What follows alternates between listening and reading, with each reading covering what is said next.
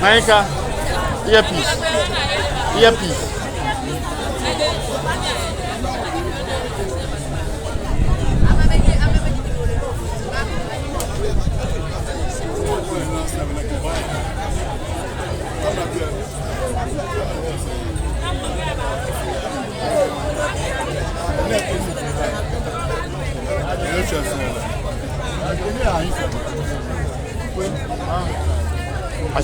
Acheter, quel acheter, halfway through. Acheter, you relax halfway through. Go by the movie.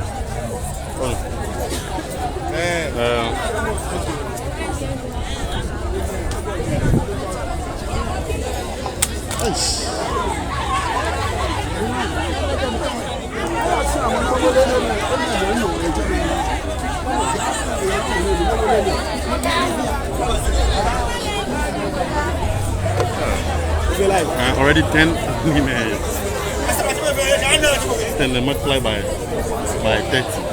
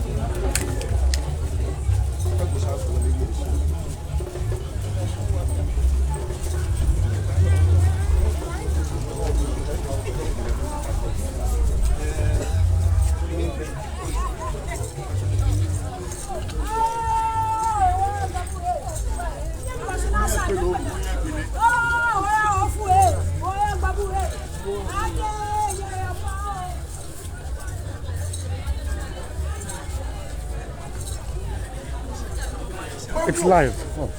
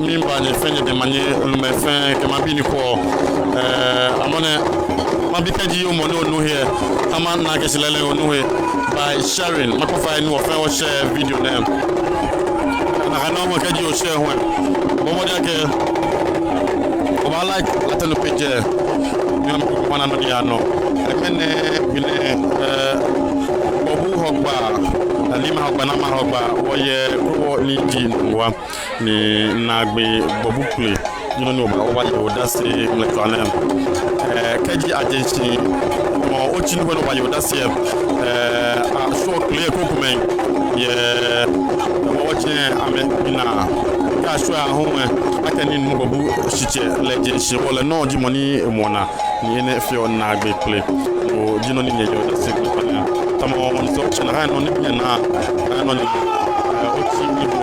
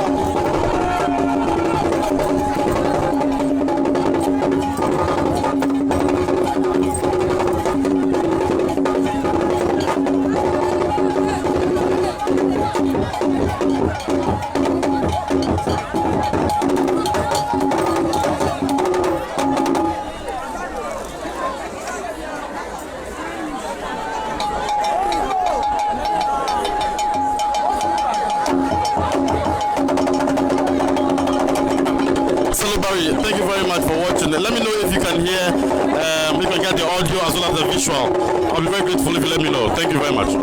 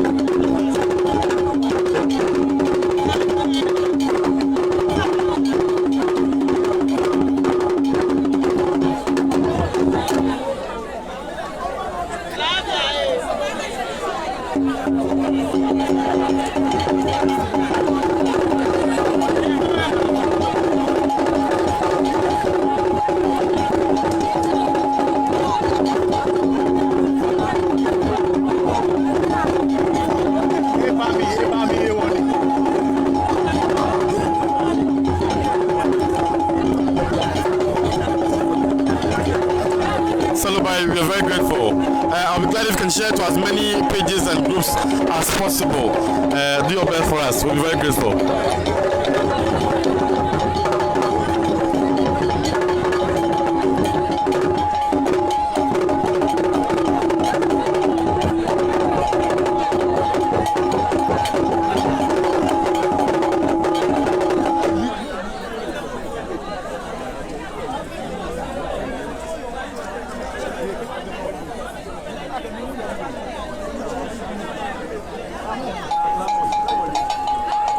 Mamini from the Matonye flat.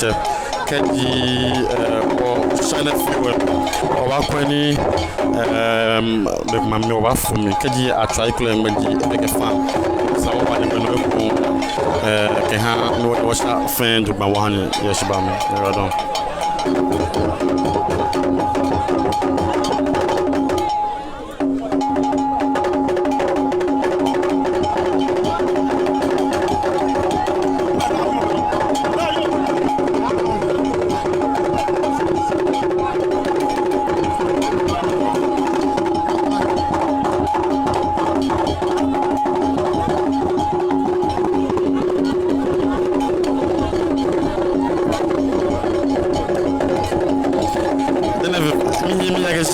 Nungua mletwane ora don wokono sumo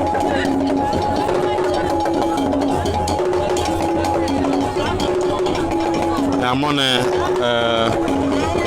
obu wonche alubu wonche me dimeni nye juwa hie amenishwe niji waje kokome nye amese mene obana china nifo aba kichina mi sayile ambaye ofun o baba nyekpe no mene ni femo no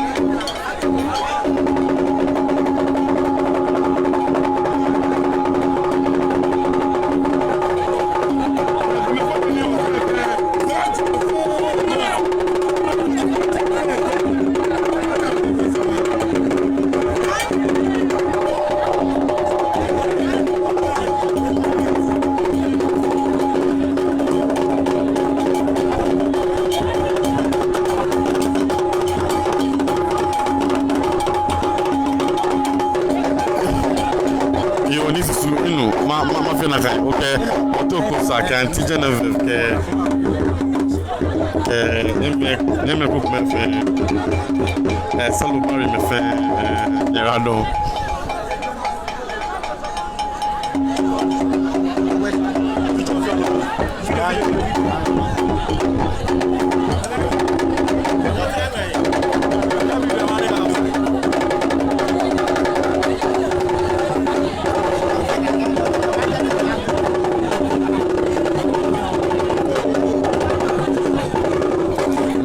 Umale mizusu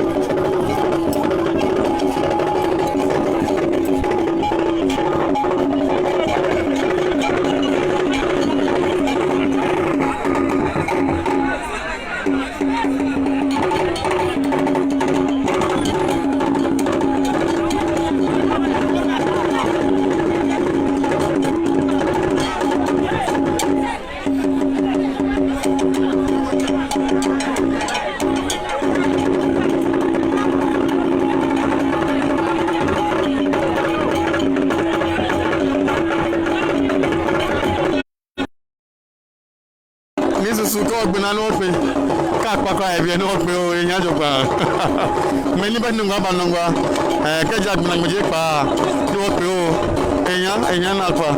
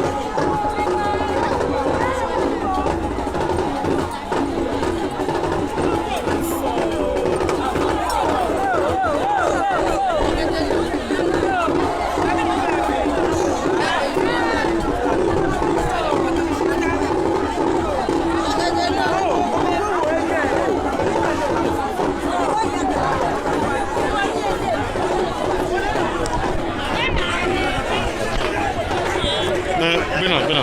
It's alive, bro.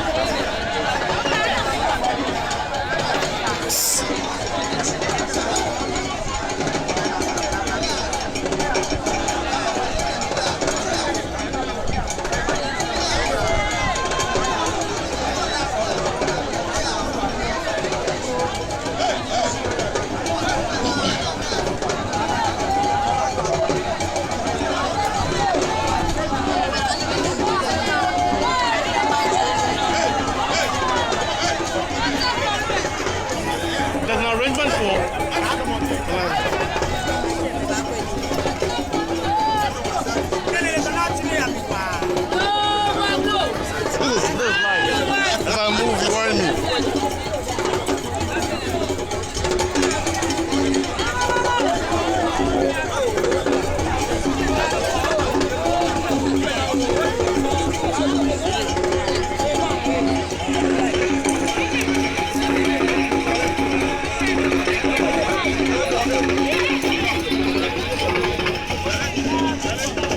I'm going to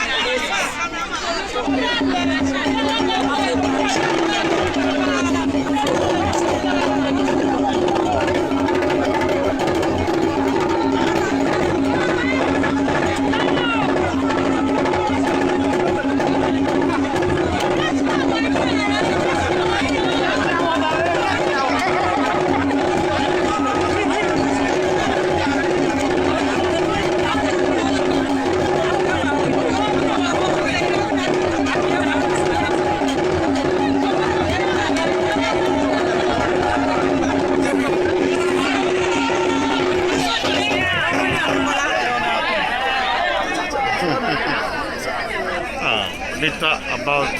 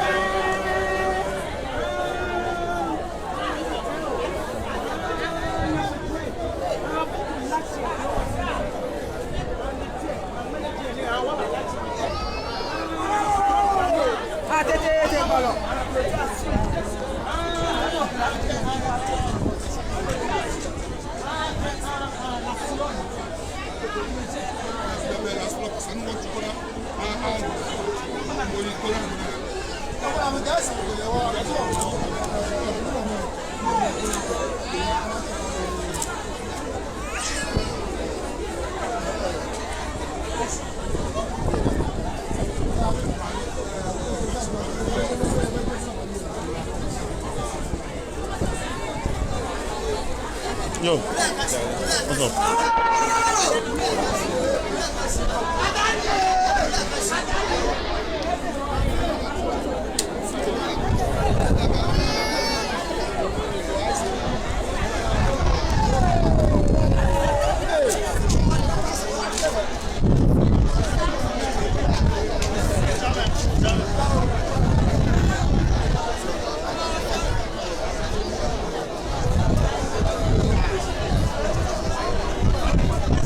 Makpafa many come to any bomb then share or live feed ne ye platforms koko me ano heni or the majonaji ni mancha ikuwe ni numo alobe numo shui mitone matale numo shui ni ji Nungua manche le di moni na mlechane ni heni woyo amona ji ni manche ayikuwe wachi kebenke abloko jano ke ha ego comme fin ye live ye latenu Facebook page no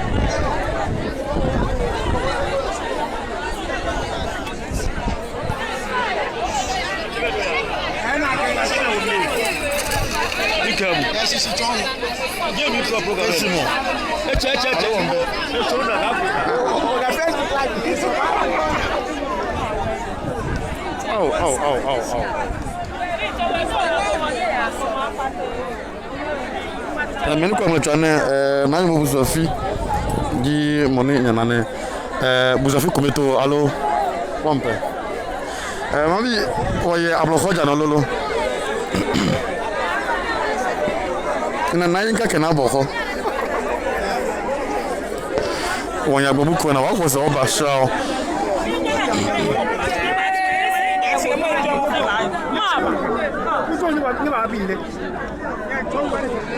ago no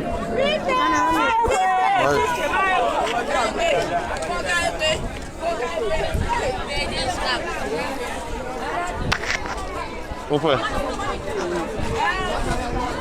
como ni na show hami como no show hami okay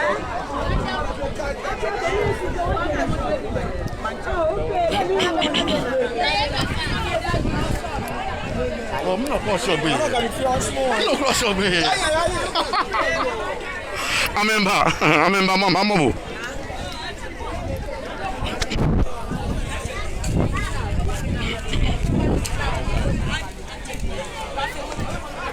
I'm cross your way. Mama knows your Nungua.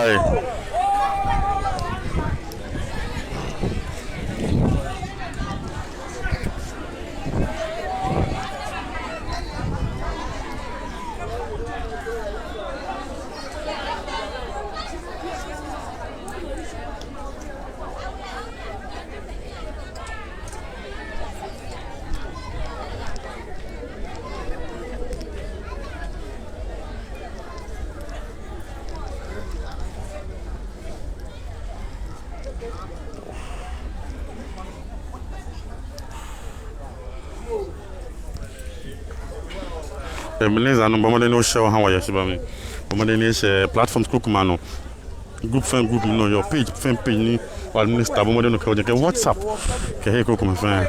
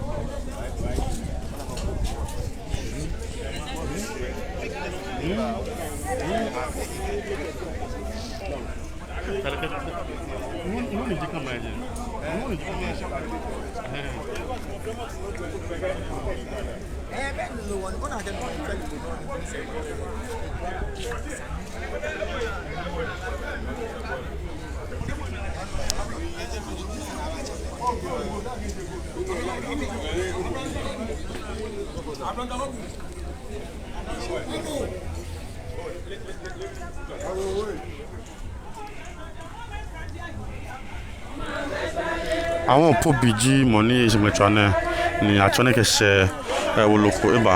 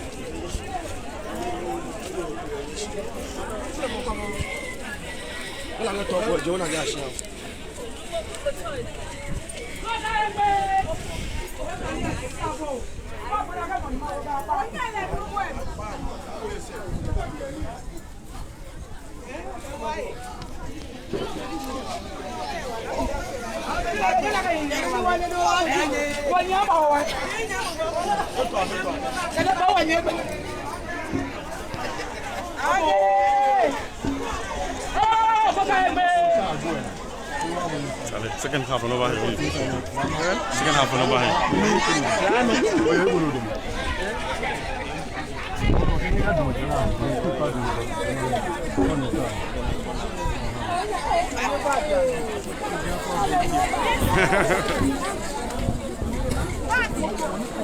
Look at you. Yes,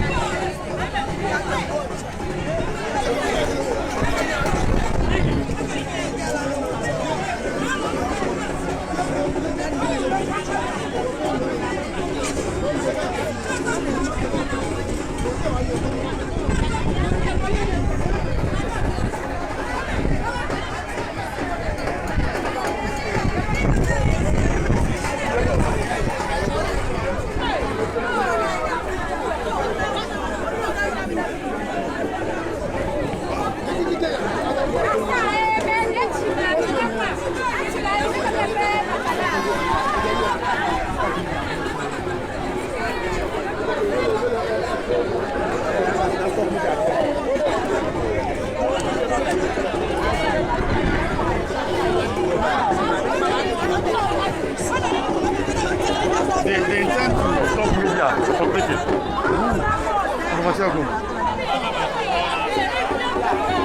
No, but that one is profit. Mas mas ele nem que ba. Olha lá, a quanto não ele nem ia não. Ele não.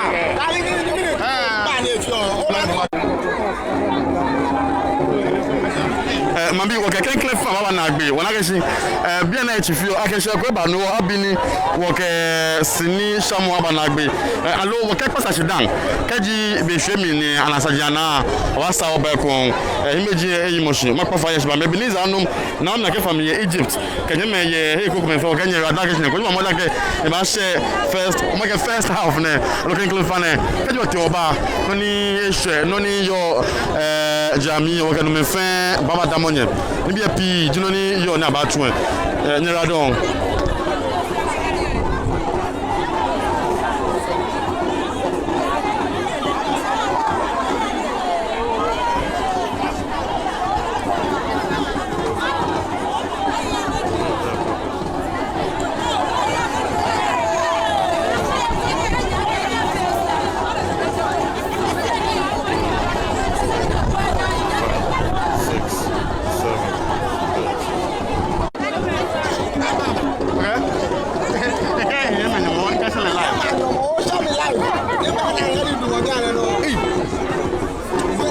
What did I just do? What I know for ending. It's not ending.